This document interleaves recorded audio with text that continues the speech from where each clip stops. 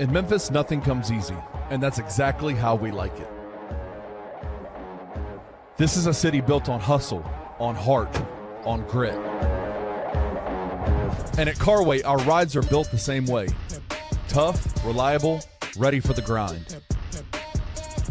No games, no gimmicks, just Memphis-style service. Real, honest, and built on trust. Where grit meets grind, you meet your next ride. Carway, grit, grind, and Pink Beetles.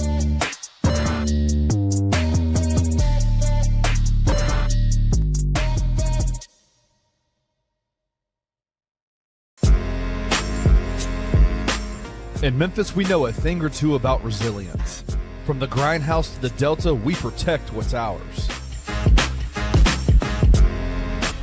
But when pests invade your home, it's time to fight back.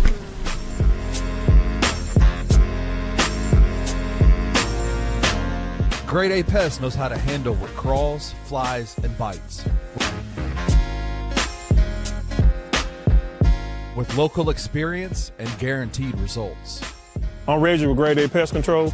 We service the Memphis metro area. That also includes DeSoto and Fayette County as well. Grade A Pest has the entire Mid-South covered. So if bugs and pests put you to the test, let Grade A solve your problem.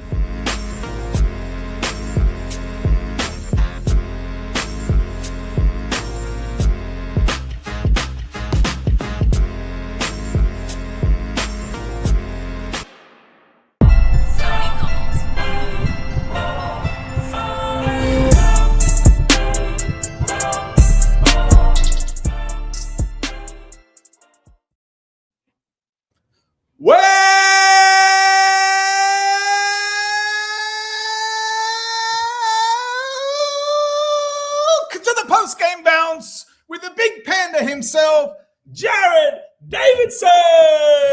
Hey, what's going on, everybody? It is the post-game bounce, another game two of this. No, of this West Coast. Is it game two? It's West Coast. It was the first game now, right? Yeah, it's first game of the West. I don't know. Whatever we are. It's games are starting to run together already. Another late night here in God's time zone, Central Time Zone. You can't tell it's nighttime because Wayno is in a bright room. Because it is bright like middle of the day down there. No, we're in the arbor. 20 past 4 right now. So okay. I've been up a long time. I've been up since 3:30. I got the call up for the $2 this morning, and then I've been up since 3:30, so I'm struggling a bit as well. Oh yeah, the Memphis Grizzlies, they lose by 20. Not really shocked. 135-115 is the final. I'm Jared. That's Wayno, and it's the post game bounce after game number almost 50. I'm trying to get the actual. Oh, where's the record at? Game number. Game number 49 is where we're at.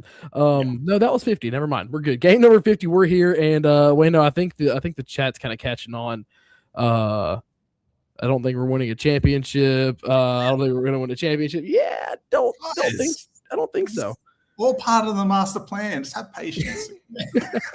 Oh man, glad we're picking up on that. Appreciate every single one of y'all tuning in here in the chat. While you're in there, go ahead and minimize the chat. Hit the like button, subscribe if you haven't already. Hit the notification bell so you get notified every single time that we are live here on Bluff City Media. Yes, sir. And we got a lot of daily shows. Got the Daily Grind at 7:30 Monday through Friday, $2 at 11 Monday through Friday with a prominent Wayno feature while the Power Ranger is still out. Been very entertaining. And then you got the Saints show at 1 and a multitude of other weekly shows that go on. Just hit the notification bell before you get started in here. Powderhorn, I think all the championships were the championship comments were a joke. Score was 135-115.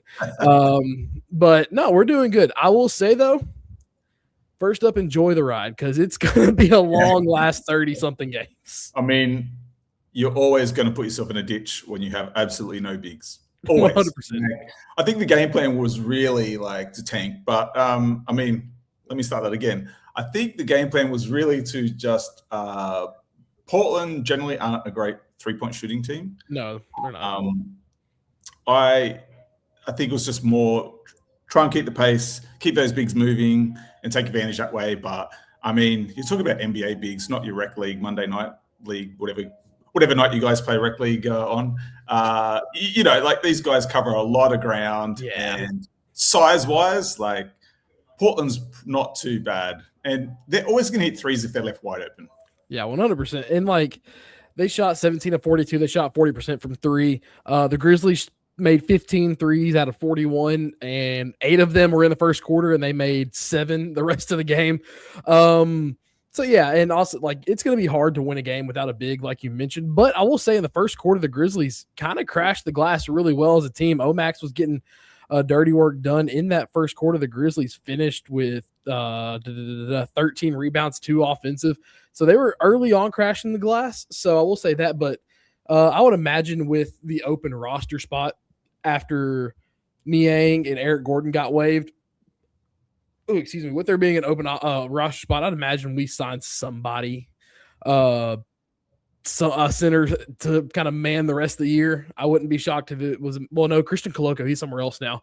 Whoever it is, as long as it's not James Wiseman, I keep seeing that pop up. No. But Wayne, I do want to talk about kind of the big storyline before we get to the Young Bucks. Before we get to the Young Bucks in this game that we just got here. Welcome back, Scottie Pippen Jr. Man, like it was good to see him. It was good to see him ball tonight. 4 of 8 from the field, 1 of 2 from 3, 13 points, 3 rebounds, 6 assists. Kind of picked up right where he left off. Yeah, he looked like the steady hand, especially in that first quarter. I mean, the team looked quite good in that first quarter. Yep. You can't give up a 40-plus second quarter. No, I think Pete said it on the broadcast. They gave up 81 points in the second and third quarter combined. Yeah, they turned up the physicality and we turned up the turnovers. And that was kind of just we're chasing after that. So it was a bit sad. Said in that first, I thought was really good. Like I think he had like 6 or 7 rebounds in that first quarter. Yeah, said in that first quarter, he had 5. 5, sorry. Still. Yeah, and I think he probably had like 7 or 8 by the end of the second quarter. But like a tough rookie night for him. He's going to go through the motions. I will just say, like, now that the trade deadline has passed and we've all seen the press conference with Zach Kleiman, like I said to you in the green room, Jared, the losses are a little less losses at the moment because it's pretty clear where we're headed. It's like inevitable. Like, and when you roll out a lineup like that, like, I mean, what more do you expect? You know what I mean? Exactly. And to the point with Cedric Coward, he did shoot 5 of 8 tonight. Ended with this 3rd best plus minus on the team. I agree with this. Everyone did shoot more than him. Well, not everybody, but close to everybody did. He was turning the ball over. He was, and so he's also in a new spot for him. He had 3 steals on defense. He wasn't a complete cone on defense tonight. Ended up with 4 turnovers. But was said, this is where you can kind of start watching him or hope to watch him develop his game a lot more. And I think you'll start to see more of that going forward as, he kind of realizes that, he can kind of stop playing a role and go out and do what he kind of wants to on offense at this point in the year. I think this first game of truly doing that, it's going to take him a minute to grow out of that. I wasn't displeased with his game tonight. I just would like to see him try to create more shots. He had a couple nice mid-range pull-ups tonight that I really did enjoy. Every time that Cedric Coward goes away from that, I kind of question it, but every time he goes back to it, I'm loving it. Yeah, look, I'm glad I was on the post-game show today because I had a point down when I was on the $2 earlier, and that was about silver linings for the rest of the season. Oh, yeah. And I think silver linings for the rest of this season, like we speak about the old guard now leaving Memphis and the new guard coming in. So, of course, I'm talking about Coward, Cam, Gigi, Edie, even though he didn't play today. You get diamonds from pressure. Do you know what I mean? That's how you get diamonds. And I think them having to carry the weight now and realizing what that expectation is, the level they're going to have to play. There's no safety net for those boys anymore. No. So this last kind of, slug of Game Fest that it's going to be is, it's the silver lining. I'm watching it every night. It's like, I'm not going to get too hung up on the wins and losses. No. I just want them to compete. I want them to, a night like tonight is tough because there are no bigs, but when we go into that draft, you want the culture set. You want those new rookies coming into a set culture, not start the culture when they get here. Yeah, 100%. And there will be some games later on down the line where you see this young core kind of win some fun games. Like something will just click every once in a blue moon down the stretch of the season over the last 32 games.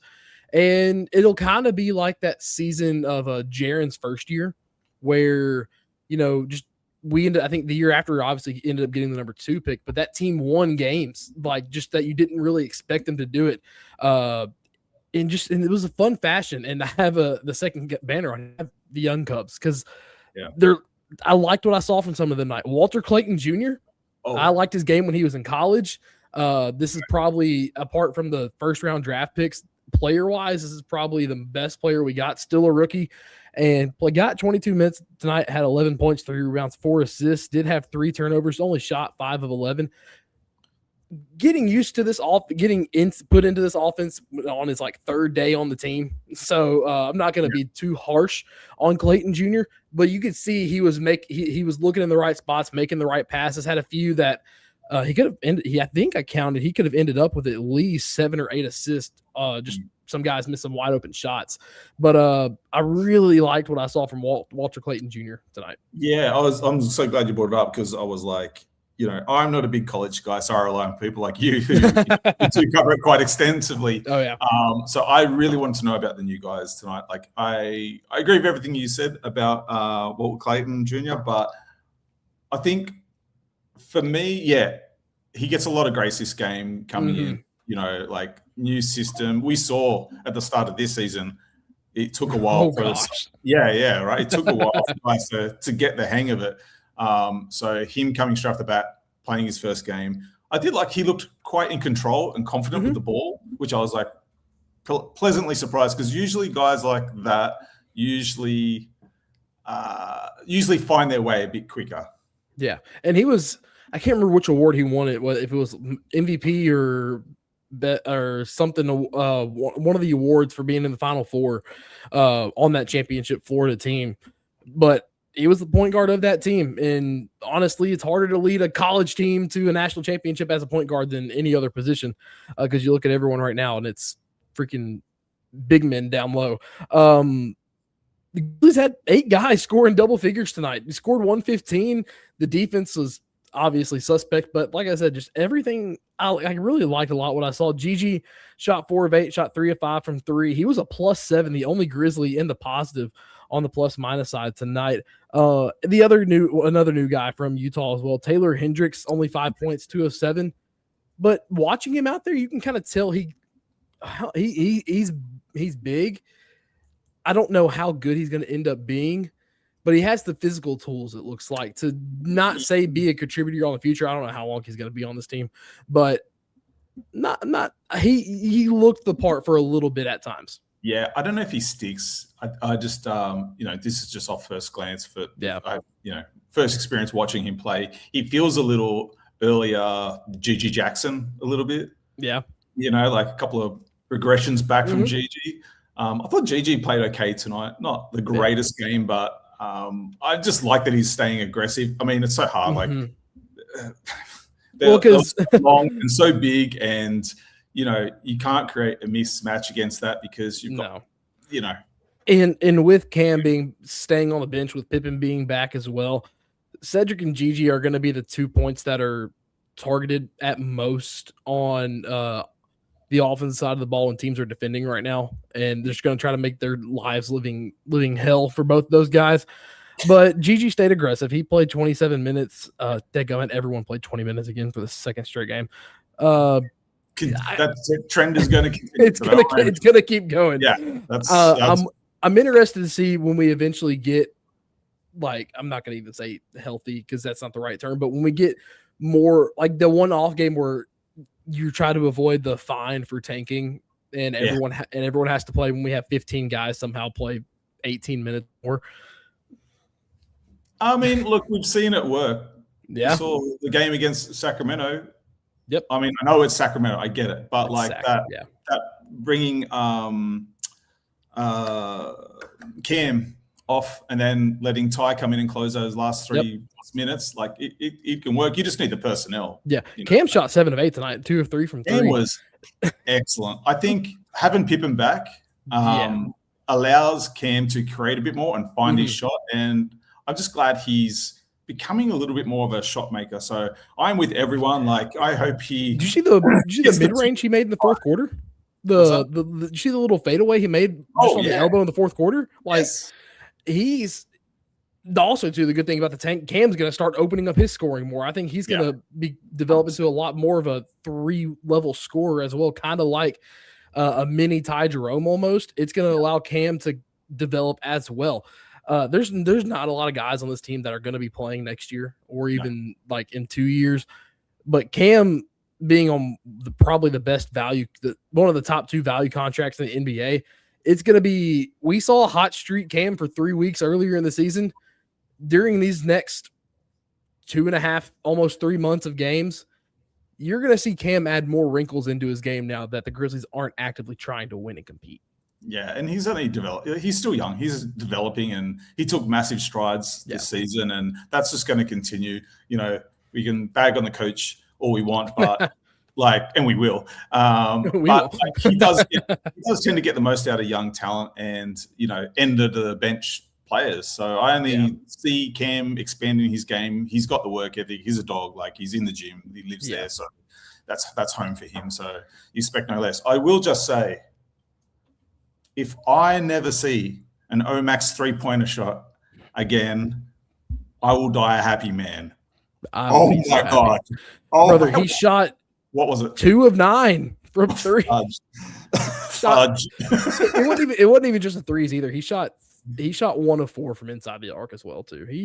I mean, I don't mind that because at least, especially early on, he was attacking and he doesn't have the length. He's got the bunnies for it, but just no length. And when Klingon comes in and just hangs over the top, I mean, that's an uphill battle without a lot of momentum. Yeah, Klingon is just one of those that you can have a regular center. It would have been great to watch him and Zach battle tonight if we were in that spot to do it, just because that's kind of as bad as this roster is right now in this game. You add a BC or you add an Edie.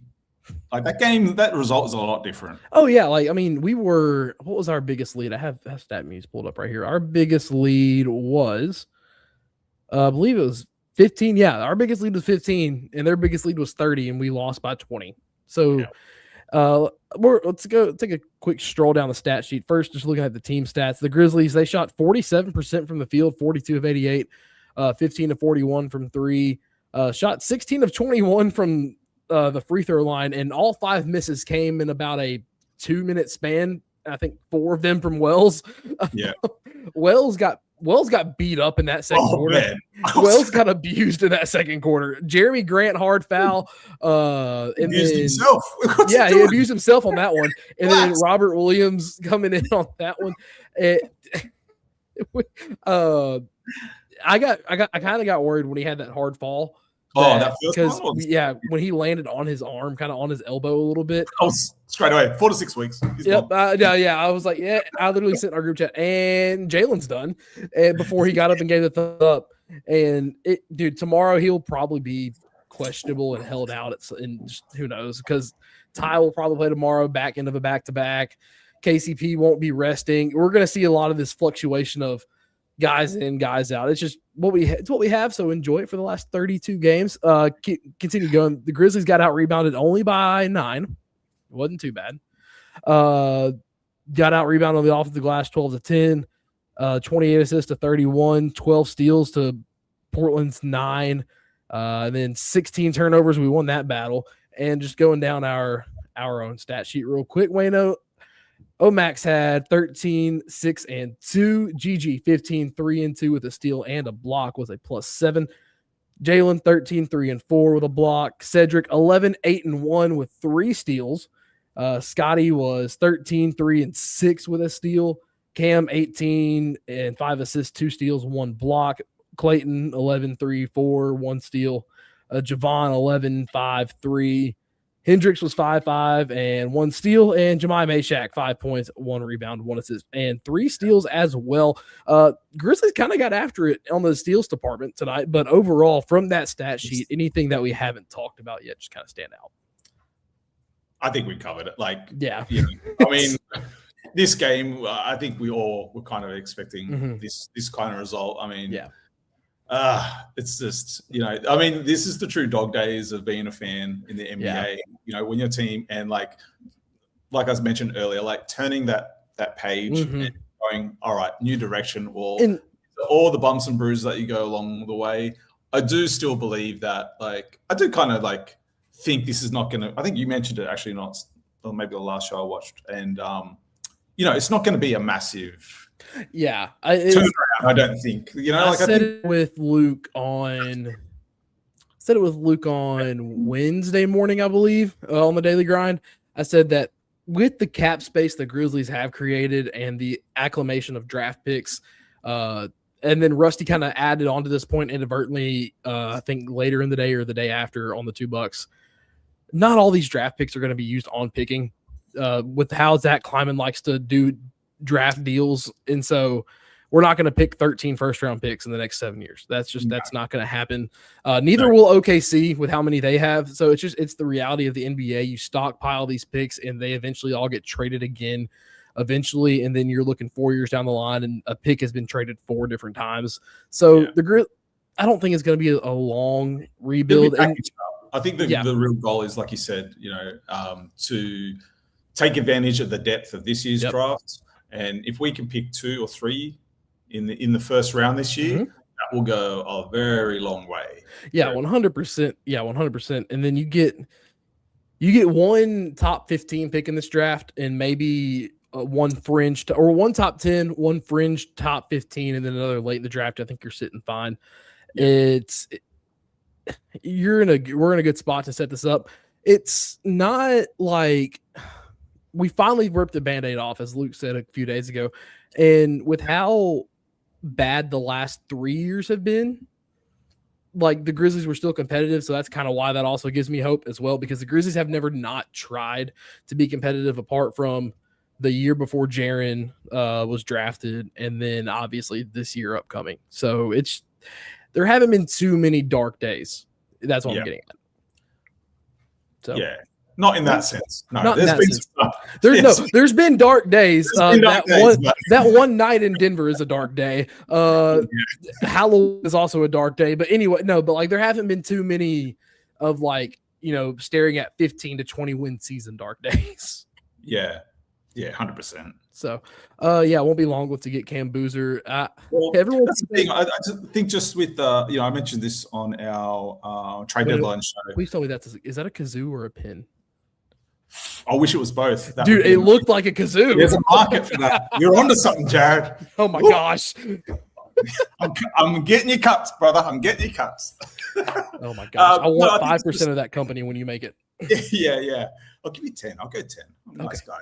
I think that, like I mentioned on that show, I think fans, we just need to balance our expectations about this year's draft as well. Because if you are thinking that, like, it's that whole thing, it's going to come down to the luck of the bounce. Yep. Because if we don't get a top 4 pick, don't expect one of those teams who are in those positions. They're not going to give it up. They're not going to give it up. Like, so it's my thing is because in the top 4, you're guaranteed Peterson, Debanza, Boozer, or Peterson, Debanza, Boozer. Yeah, or Caleb. Yeah, or Caleb. Yeah. One of those 4 you're guaranteed to get. So, and 3 of those could have been a first. 3 of those are a revolving door of who they think is going to be number 1. Yeah. And it's that thing, like those 4, like if you go listen to, like, don't take our word for it, like go listen to all the heads who cover this, like professionally, they're all echoing the same thing. those 4 guys are all like game changers for new teams. Yeah. So, and if you want a preview of 2 of them, Duke and North Carolina play tomorrow, where Boozer and Wilson will play each other. So I'll be checking that out for sure. I'm pretty high on Caleb myself. Like, I'm hopeful that we can get a lucky bounce and at least come in 4 minimum. If we get that, I'll be very happy. Get 4, I'll be happy because Caleb feels like the odd man out of the 4. When you dwindle it down, I've always been high on Caleb Wilson just because he's 6'10", has a long wingspan. He's a 20-point per game, 10 rebound per game guy right now. Also is averaging 3 assists per game and 3 stocks. So that's just why I'm high on Caleb as well. But it's like you said, we're in the dog days. Back to this game real quick. There's not much to say about the game itself. Being in the dog days, what you're looking for the Grizzlies is you're looking for a diamond in the rough, for lack of a better term, like a guy like Walter Clayton, who's still a rookie who can we can invest a little bit in this guy, to the point to where the Grizzlies may not take that. I feel like getting Walter Clayton in this trade kind of solidified more of that the Grizzlies are going to try to get one of these bigs in the draft somehow, some way. Well, they had their eye on him earlier, I believe. Yeah, he was when we salary dumped Marcus Smart, that pick that we sent out ended up going to Utah, and Utah used that pick on Walter Clayton. And now our draft pick that got traded to Washington, then to Utah, is now all the way back to us. Yeah. And he got just, that's why, like, even today's game, watching him, was like, I'm going to give him a lot of leeway. I just want to see something, because he got buried in the rotation in Utah. So he's coming. Keontae, was it Keontae? Yeah, Keontae George, who's having a career year right now. Yeah, and fair enough, he should be playing behind him. So, he's gone from no minutes in Utah, stuck behind a guy who's having a breakout year, straight to this game. I was like, I just want to see something. Show me what the Grizz had their eye on with you. And again, from what I'm told, he had a great college career. So I like the control. I like the pace. You mentioned it before. I love that pass just before maybe the end of the half. He had to Coward who missed it. Yeah. And I was like, man, that was a well-timed pass. Yeah. And he timed one with Gigi middle of the 4th as well, where Gigi that was one of his missed 3s of the night. And you can see the decision-making process is there, and maybe a little bit too antsy with it sometimes, but that part will slow down, which is what led to his 4 turnovers. But it's just, honestly, you're not watching for winning games and whatnot. But yeah, man, I just realized I hadn't even put the comments up on the screen. Man, I'm slacking tonight. It's late night, everybody. Thank you all for being here. Everybody in the comments, appreciate you all. But yeah, Walter Clayton, former SEC, won the championship with the Gators. But yeah, the Trailblazers tonight, Jeremy Grant had 23, Kamara had 15, Klingon had 13, Drew had, I forget Drew Holiday's on this team a lot for some reason. Kretji had a really good game off the bench. If I just butchered that pronunciation, I apologize. 11 points. Scoot had 11, and then Robert Williams had 13. Yeah. Hey, shout out David in the comments. Yes. Tip of the cap to you, brother. He wakes up at what time does the daily grind come on for you again? Right. So midnight? That comes on at 4 a.m. And I'm usually up a half hour before that. So I get up at 3:30, get myself ready, slap myself around a bit, wake up, and some black coffee. That. Geez, I don't know how you do it sometimes, man. It's I'll pay for it later. Don't you worry. I'm not superhuman here. I'm not like some X-Men. How much sleep do you get in the off season? Is the real question. Yeah, true. Oh man, Wayno, we have another game with Portland tomorrow night. We'll probably see Ty play that one. This will probably be the most healthy you see this Grizz team. You'll see let me look at this. You'll see Scotty, Cam, Walter, Ty. Slow-mo? You think we'll get slow-mo? Did I say slow-mo? Well, he was not on the injury report. I don't know why no, he wasn't on the initial injury report, and then a tweet came out later that he was downgraded to questionable and then was downgraded out. So I don't know, but there's a good chance you're about to see 4 point guards for the Grizzlies tomorrow in a rotation at some point.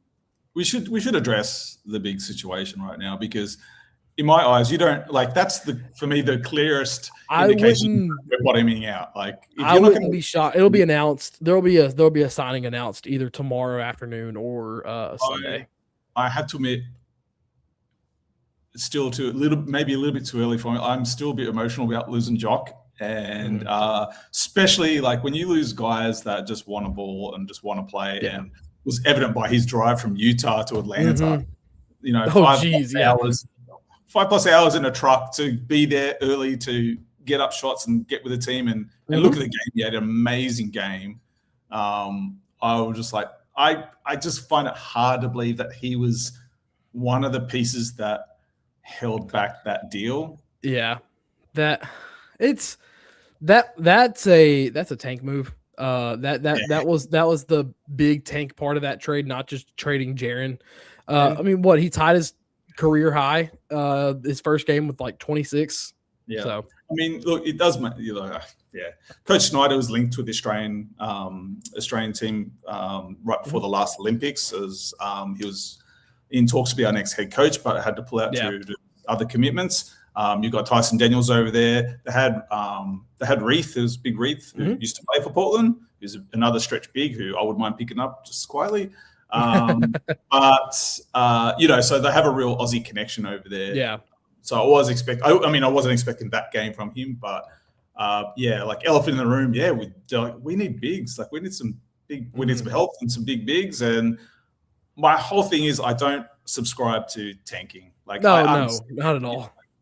I fall back to that whole thing of you can gut your team, but you are only breeding bad culture.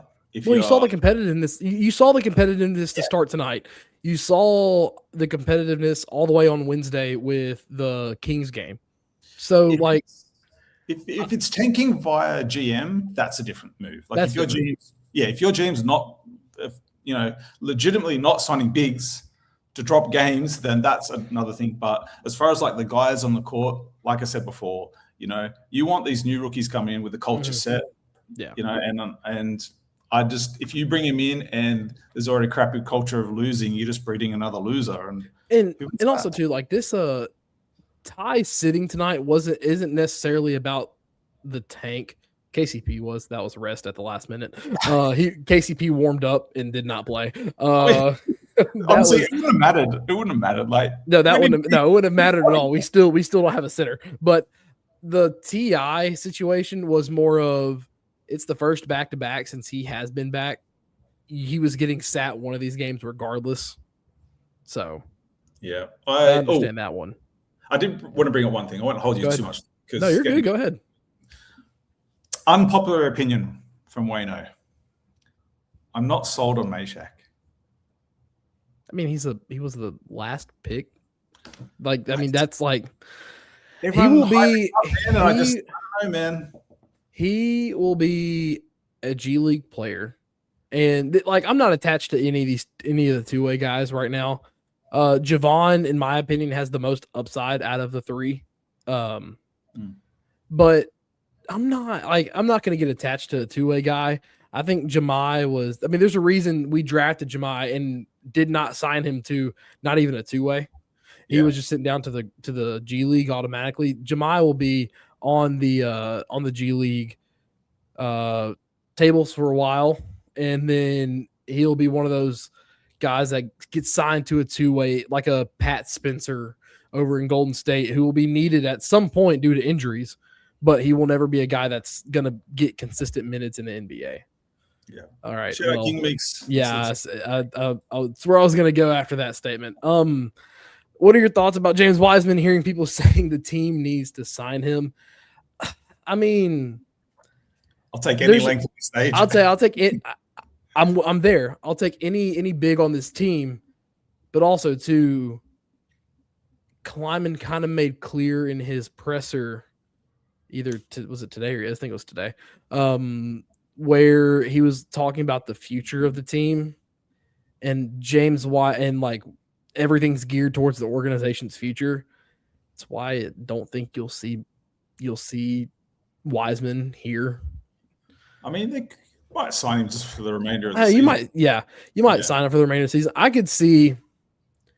So we're already 50 games through. Two-way guys can play 50 games. I wouldn't be surprised to see Omax or Javon elevated to maybe like a 2 or 3 year deal that costs like $1.5 million a year to like a very minimum, and then someone else signed to a two-way to fill in that kind of roster depth spot, because we do have the roster spot open, obviously. So I don't know who we get on the bigs from there. So I wouldn't. James Wiseman, I don't want him on this team simply because I haven't been. Golden State ruined his career for the future, and I don't know. Any big will do right now, but you need just go get someone who will play a role and get you rebounds. I wouldn't be mad if we brought back a Charles Bassey like for the rest of the year. So who knows? Yeah. Bassey cannot be signed to a two-way though, so he would have to take that sign for the. Yeah, he's past the two-way threshold, so he would have to take that last full spot. So. Oh, yeah, that'd be good. Yeah. Yeah. I just want some length. I just want some height. Yeah, just want some height, man, because like they fought. Shots, like, yeah. It felt like at some stage when Klingon had the ball that he was just doing that thing you do to like toddlers on the mini rings. Yeah, you hold the arm. Yeah, you put your hand on the head and you're just like holding them back, or you're just like looking over a mess. Yeah. Oh my gosh. Jeez. But I mean, yeah, any length you can get. Hey, Rage Tempo, I see you in the comments there. Yeah. Wouldn't mind to draft a backup center next year. Check out some of the $2 shows from previously in the week, because that's one of the things I definitely talked about is getting us insurance for Edey, because Edey's going to be such a huge linchpin moving forward defensively for us. Then I don't want the team to fall apart when he does have to sit games. Yep. So yeah, definitely agree with that sentiment. There should be some. I think there should be, I'm not going to say quality, but some decent bigs in this next free agent market. Upcoming, I'm looking this up real quick before we get off here. NBA free agents. I would say you try to draft one late in the round. Yeah, you just need someone who's 6'10 minimum. Absolutely. Yeah, you do, 100%. I've got another question for you, Jared. Another question. Yeah, go ahead. Hit me. In the draft, I like the kid from Michigan. Oh, I know which one you're talking about. I forget his name. I know who you're talking about. I just cannot think of it. I know who you're talking about. I feel like it starts with an F or something. Or chat, if you're still here, help us out. Because I know who Wayno's talking about, but I cannot for the life of me. It's like a small forward. Yeah, forward. I know. You know what? Yaxel. Yes. Yes. Yes. I just gotten to him as well. Yes. Yaxel, however you say his last name. Lindenborg. That's the one. Yeah, he's 7'2". He's a center. Yeah, he's a freshman. Yeah, he's from Germany. Yeah. No, I like his game a lot as well. I mean, there's Lindenberg. Yeah, see, appreciate y'all, man. Y'all, you guys. Look at you guys with the assist, throwing us the old Mike Conley. Appreciate it. All right, upcoming NBA free agency 2026, and of course, the first name I see is LeBron. Get out of here.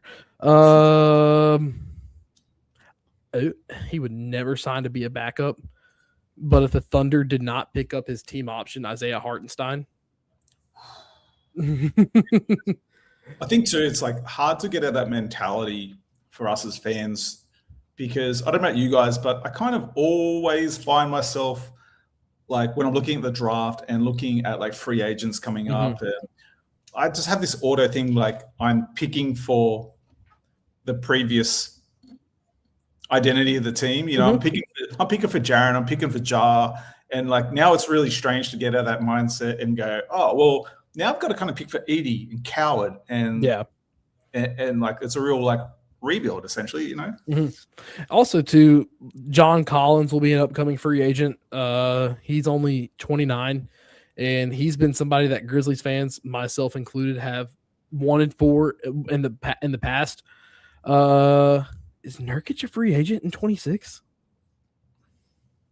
I think he is. It says it right here. Yeah, Yusuf Nurkic will be a free agent.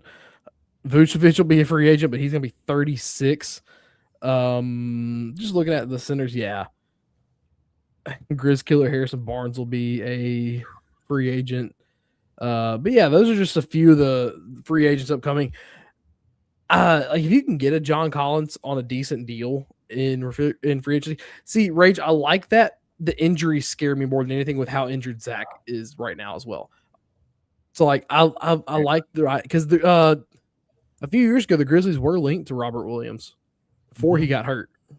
He falls into that same camp as Mitchell Robinson for me. Yeah, it's like, man, like you see it, you see the flash, you see what they're capable of, but then you see the games missed, and you go, do we really want to inherit more than that? You know, like we're already, you know, I said on the $2 show previously in the week, it's like we are living on a team of a lot of past glories and guys who are holding up roster spots due to injury for extended amounts of time. Like I love BC. Anyone watched the $2 earlier in the week, I will see me nearly come to tears talking about losing BC because that one's going to hurt me.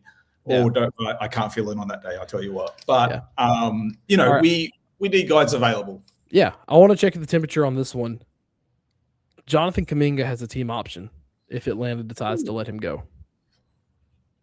But I think I don't know, man. I think, man, I want him to have a shot. You know, I do too. I thought Steve Kerr should have said nothing. It was felt a very backhanded. Trying to save face. Not a hot take. Black Ninja DJ. He is on this. Black Ninja DJ. He is on this. He's on this list. Harrison Barnes. I will say. I lost my. Oh yeah, not a hot take. Steve Kerr is an awful interview.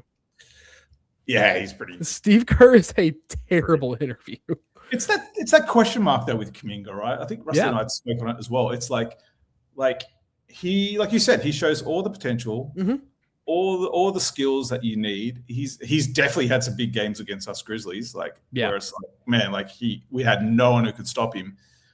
And then you think of Golden State and where they're at and where they've been at the past 2 to 3 years. It's like, how is he not getting minutes though? Surely it can't be as simple as politics. Yeah. Do you know what I mean? It's like all the things he brings to the table, stuff that teams and stuff they're missing. So I'm just trying to find a reason, like a lot of talent from those 2 drafts, the Moses Moody, Jonathan Kuminga drafts for the Warriors. I think they drafted the right guys.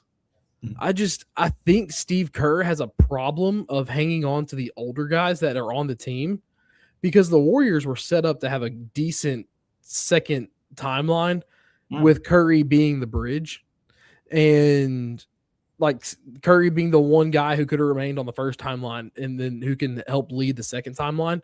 Yeah. And Kerr's lack of playing Moses Moody early on, lack of playing Kuminga and the whole James Wiseman situation, to me, is the reason why that team failed so fast after that 2022 championship. Yeah.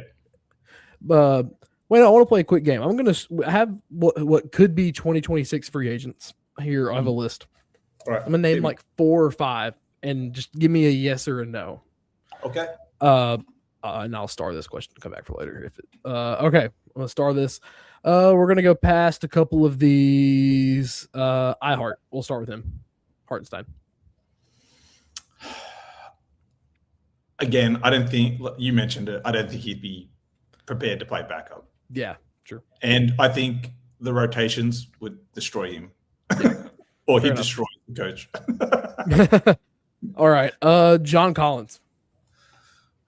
I like Collins. I wanted him here a few years ago.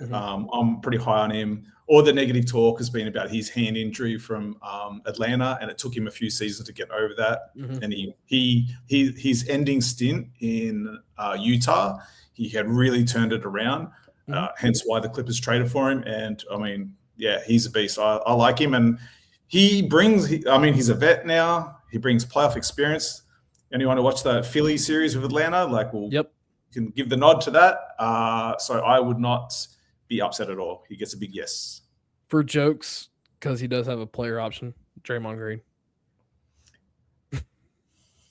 Wrong timeline. Wrong timeline. Could have worked. Could have. Could have worked at one stage. But yeah, it's a no. KCP on a player option.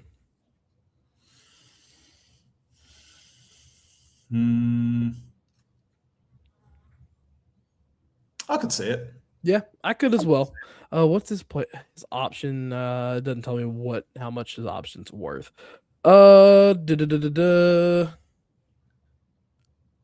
Hachimura, who will be a free agent. No. Yeah, he only plays well against us. I have two friends that are LA fans, and they tell me every single game how bad he is. So if he's only shown up once a season, then play him 3 times a year, and then he scorches us. And so I'm going to go big no. Okay, I'm looking for. That's not happening. Williams is on here. Mitchell Robinson's on here. That's about it. A lot of these guys that I'm at now are on their restricted free agent with the team that drafted them. So that's about it. The one more that I could add. Okay, I'll ask this one because I've seen mixed reactions. He's 35. Mm-hmm. He's been playing a lot because a certain future all-time great, if they win championships down in Texas, stays healthy and commits to winning. Kelly Olynyk, as to be a serviceable backup. Poor man's Dirk. Let me think about that. Yeah, poor man's Dirk. Poor man's Dirk. Let me have a think about that. I don't hate it. Because of his 3-ball, he probably fits our current system quite well. I'd have to double check his rebounding, to be honest. I think that's something really. I actually don't mind if we draft Edie's replacement. Yeah, because Edie will be coming into his own, and I don't mind a young athletic big learning the ropes and having those 2 timelines kind of cross over. Because if Edie's injuries do become a problem, then you've automatically got a guy you can slip right in. The guy I actually have really had my eyes on the last couple of years, but I just thought we would never get him because there's just too much hatred between the 2 teams. And he recently got traded to Toronto, and that's is Trace Jackson Davis. I really like his game, and I thought he would have been a really good fit. And he's still young enough, a lot of potential, and I'm really high on that kid. I would have liked him, but not to be. Yeah, I just saw potential free agent. I found a potential free agent list on here, so I was like, it'd be a fun little yes or no to play, especially with some of you want to optimize this team. You want to have the young guys, but in order to develop young guys, you need vets who don't just sit on the bench. You need vets who are out there coaching like a KCP, which is why I've loved KCP's time coming off the bench. Yeah, and I think, honestly, that was the problem with Derrick Rose. As much as everyone, hometown hero, everyone loves him, the accolades speak for themselves. Yep. The excitement mirrors a lot of Ja in some ways, but the fact that he was only going to play 1 in every 12, 13 games. You need better productions to lead the way, because most people lead by example, and I think that's why KCP's been so good for us this season. Well, I say that with our record, but he ever since he went to the bench, he settled in. Steadies the ship. Second unit, 100%. So someone in the chat a while ago, it may have been Black Ninja DJ. I don't know. Saw someone say it, but it's called him a run stopper for opposing teams start going on runs. And you need that with young teams because they get ahead of themselves. They get tonight for 81 points in the middle quarters. Yeah, I think if KCP plays, you don't get 40 dropped on your head in the second. Yeah. So everyone out in the chat, after the show is finished, jump into the comment section. I'll be floating around there. I want to hear your picks. Wayno's got time. I got time. I don't sleep anymore. I want to hear your picks of potential. Let's look at it. Backup bigs for Edie heading forward. What are your thoughts? Would you rather draft? Would you rather make a trade for someone? Is there a free agent out there on the cheap? Let us know. Yeah, and some of the guys I mentioned are getting into their mid-30s as well. So that's just, you try to mix guys who will find the court for 20-ish minutes a game. I think Jock was signed to a 1 year. Jock might be a 3. Man, look, I tell you what, this is what's going to happen. He pissed me off earlier this season. And you haven't heard a word of Jock slander come out of my mouth since game 20 this year. He made me mad at points earlier this year. But if Jock is back on the market, I would not mind at all bringing him back. I would not hesitate. It's one of those things. I mean, someone brought up before, Meeks, Jay Crowder. Like Jay Crowder's one of those guys I think we really shouldn't have let go. Yeah, shouldn't have let him go because it's one of those things. Like sometimes it's worth getting a vet, investing in them. And if they're good enough, when their playing days are done, you can bump them up. Yeah. You can bump them up to the play. And, like, players will respect that. Do you know what I mean? Like, young players. Jay Crowder came here and in the third game he played with this organization in Ja's rookie year, hit a big 3 to win the game against Brooklyn. Yep. Oh, I remember that game. It was huge. Yeah. So, it's a similar thing for me with Jay Crowder with Jock. It was like, I mean, I can tell you exactly what's going to happen, how it's going to play out. Because I would love nothing more for Memphis to bring him back on a good team deal, have him here for the next 3 or 4 years, and really steady the ship, and show that leadership that I know he's capable of. I've seen it. I mean, he was before he got here. He was a Steven Adams straight up might retire after this injury he had. I would not be shocked. I would not be shocked if he doesn't play again. Jock was a career third stringer before he got here. And I brought funny timeline with Jock before he ever played a game for us. I kind of praised him before the game. And then I saw the reasons of why he would never get more minutes. Because in the preseason on this network, I was touting Jock Landale's per 36 stats. And because they were really good, they were like, his per 36 was like 18 and 12 a game or something like that. And it just looked really good, and he got minutes, and he started to show what he could do, and that's where it started to settle down with me. But Jock's, like I said, to the point, Jock's been a career third stringer before he got here, and he's played his way. He has definitely played his way to earn himself to be a serviceable backup big on several teams' radar come this offseason. And that's the thing. He's gonna play well in that system in Atlanta. He already has GM eyes on him from around the league. So I just think it's going to come down to we won't be prepared to give him the amount of money he wants. And to be honest, from 40 years plus being an NBA fan, it's rare that a team brings a guy back. It's just rare. It just doesn't happen often. It's like slow-mo, that's different. Like trade and then bring it back the next off season. You rarely see.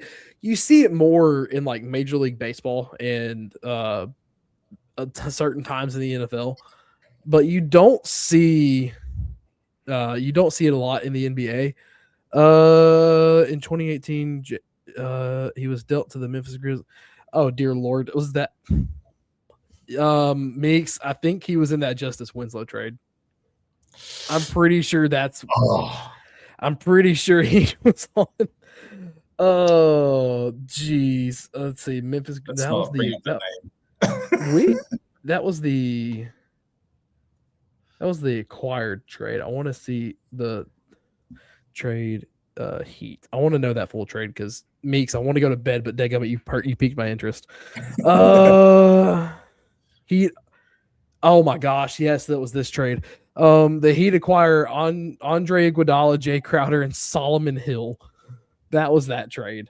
And a 3-team deal involving the Minnesota Timberwolves in exchange for Justice Winslow, James Johnson, and Dion Waiters. Memphis received Winslow and Waiters from Miami. Yeah. That was that trade. Meeks, you made me go to bed angry tonight. Dadgummit. Because I asked Sane, because Sane put out a tweet the other day, and true, we did see it with Mike Conley because it's that I think we were talking about all season, but he got dealt twice. It's the Andrew Bogut rule. But no, because I asked Sane the other day, I was like, because we're talking about potential trade partners with Zach Kleiman, because he has certain people he likes to work with. He's made several trades with Danny Ainge and whatnot. And never trust a Celtic, even a former one. Never trust him. But every trade we've done with Danny Ainge, it has actually benefited. Like I went back and thought about it, us trading with Danny Ainge has benefited us more than it ever benefited Ainge. I went back and thought about that a little bit, but taking a shot now. That's funny. But yeah, I asked Zane, I was like, has Climate ever dealt with Pat Riley? And then he goes, yeah, Justice Winslow. And I was like, yep, that just forget I asked, because there's a reason that's blocked from my memory. There's a lot, yeah. PTSD right there. Oh, PTSD. Well, it is coming up on midnight here in God's time zone, Central Time Zone. Once again, thank you all for joining us, everyone in the chat. A late one. It'll be a late one again tomorrow night. We have not Houston. Where am I getting here? It's how tired I am. We have Portland again. What time does that game tip off? If it's 9 again, I'm gonna be mad. 9 o'clock again tomorrow. Tip off. I believe that will be Mr. Evan Hayes with the post game bounce tomorrow night. That was what. Yeah, it'll be Evan tomorrow night. So y'all tune in with Evan tomorrow night. Tune in Monday through Friday, weekday. Hit the notification bell. We have, man, you're lucky, Rage. You're lucky that's 7 o'clock for you. But yeah, Monday through Friday, 7:30 daily grind, 11 o'clock $2 and 1 o'clock Anthony Sane. Turn the notification bell on for all of the weekly shows that come out. You got On Beat, you got Tigers Untapped, you got Tigers Live after every Tigers game, you got No Bluffing, you got Night Court, you got TJ and Trey show. I can't remember what it's called. It's not Untapped, but can't remember what it's called. You got a lot. So hit the notification bell and be notified every time that we go live here on Bluff City Media. Wayno, anything else before we call it a night or afternoon for you, evening? It was a tough one. Let's just brush that game off. L's what's an L anyway, really? And hit us up in the comments. Like I said, yeah, Sweet. I want to hear all those thoughts, man. I want to jump into and chat with you guys. So pick a different player to watch every game. That's my thing. Like, pick a player to specifically watch. Like, don't watch the team. Watch how Jalen Wells cuts off ball. Watch how Walter Clayton sees the floor ahead. Pick one player on the court at a time to watch and see what happens. Watch the game like Jar. Okay? Be like Jar. Whoops. Too soon? I don't know if he watches any particular player. I don't know.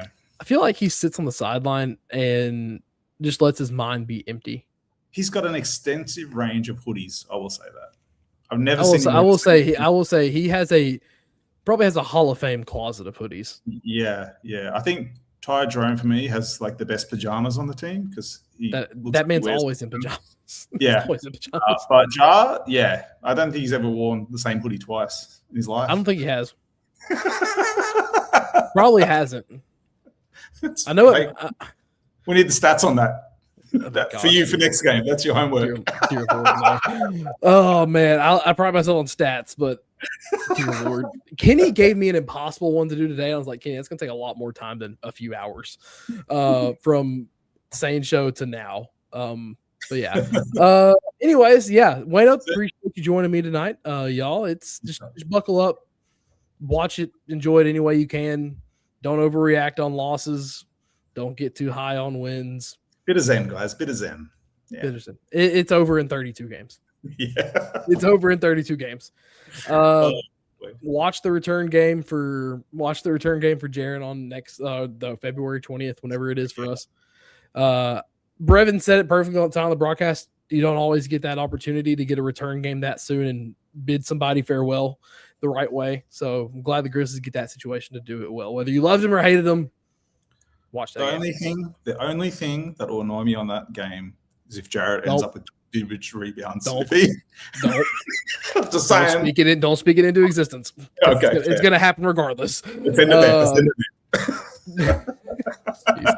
All righty. We're going to call it a night here. Good night, everybody. Y'all get some rest because you're going to do it again here in 24 hours with Mr. Evan Hayes. Good night, everybody. And we will see you all in the next one.